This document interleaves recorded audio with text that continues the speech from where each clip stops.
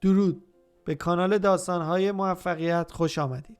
داستان امروز روایت یک جوان باهوشه که از کودکی به دنیای کامپیوتر علاقه‌مند بود، اما تحت فشارهای اطرافیان به مسیری رفت که با علاقه‌ها و استعدادهای واقعیش همخوانی نداشت. بعد از سالها کار در مشاغلی که هیچ تطابقی با روحیه‌اش نداشت، تصمیم گرفت مسیر خودش رو پیدا کنه. در این روایت با چالش‌هایی که پشت سر گذاشت، فشارهایی که تحمل کرد و در نهایت با رسیدن به موفقیت و آزادی واقعی آشنا میشیم. داستانی از پشت کار، تغییر و باور به خود. از بچگی علاقه زیادی به دنیای کامپیوتر داشتم، اما واقعیت اینه که اون موقع اصلاً نمیدونستم چطور باید کدنویسی کنم. فقط با کامپیوتر کار میکردم. احساس عجیبی از کنجکاوی و اشتیاق درونم بیدار می شد. دوست داشتم بدونم این نرم افزارها و بازی‌ها چطور ساخته میشن، ولی هیچ وقت فرصتی برای یادگیری واقعی نداشتم. متاسفانه خانواده و اطرافیانم به این علاقه من اصلاً توجهی نمی‌کردن.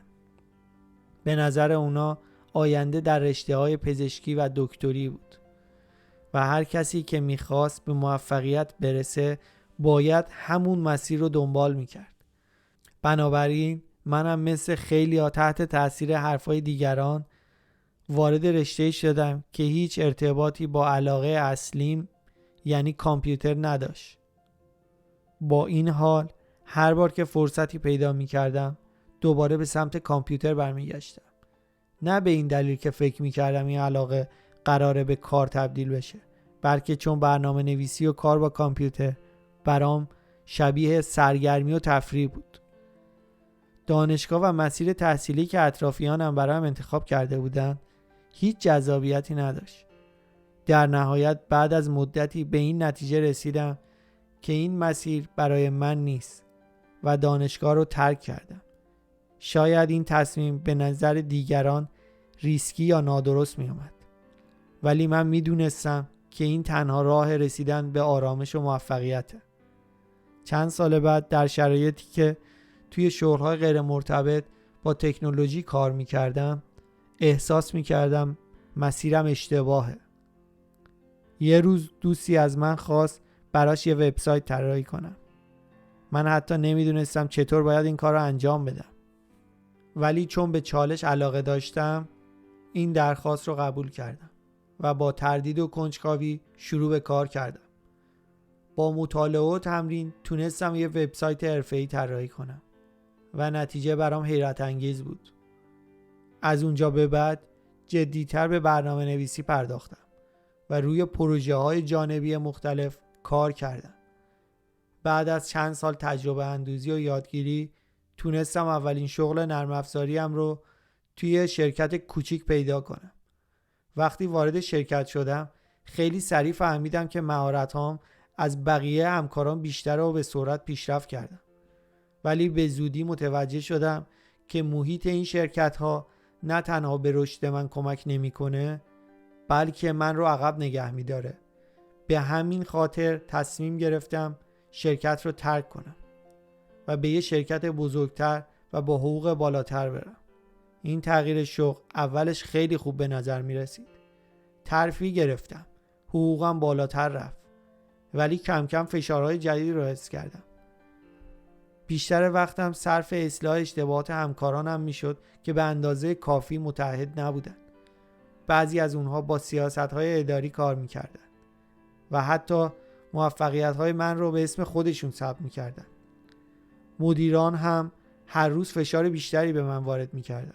این فشارها نه تنها از نظر ذهنی برام سخت بود، بلکه جسمم هم آسیب دید.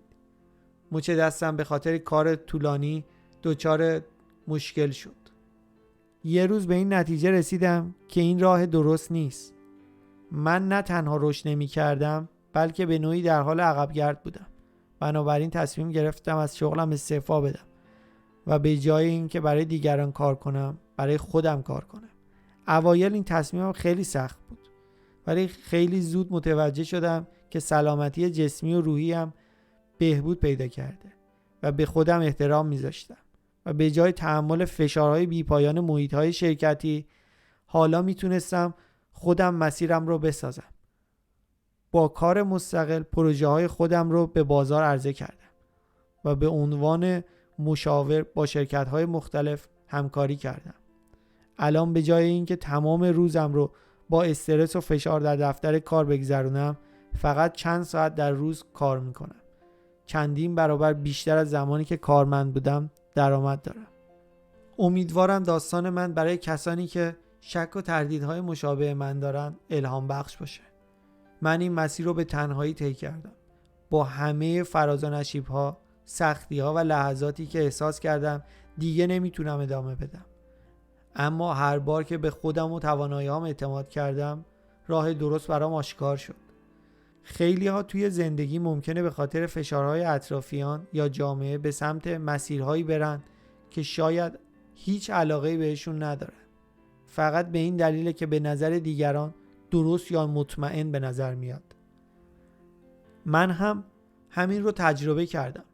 اما چیزی که از همه این سالها یاد گرفتم اینه که هرگز نباید به خواسته ها و علایق واقعی خودتون بی توجه باشین. اگه در درون خودتون به چیزی علاقه دارین و از انجامش لذت میبرین، بدون توجه به نظر دیگران به دنبالش برین.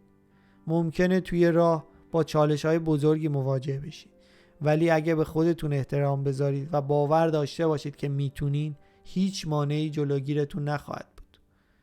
من این داستان رو با شما به اشتراک گذاشتم چون باور دارم که خیلی‌ها ممکنه توی همین موقعیت باشن.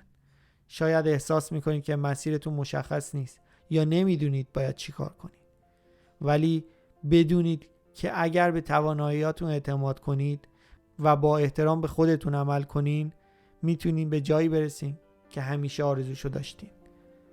من در نهایت تونستم مسیری رو پیدا کنم که هم ازش لذت میبرم و هم به من آزادی و آرامش میده.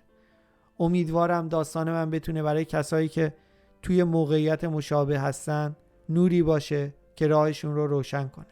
به همین دلیل تصمیم گرفتم که داستانم رو با شما به اشتراک بگذارم. این داستان فقط درباره من نیست. این درباره تمام کسانیه که با شک و تردیدهای خودشون دست و پنجه نرم میکنن و در جستجوی راهی برای دستیابی به موفقیت و خوشبختی واقعی. ممنون از این که تا پایان این داستان موفقیت با من همراه بودید.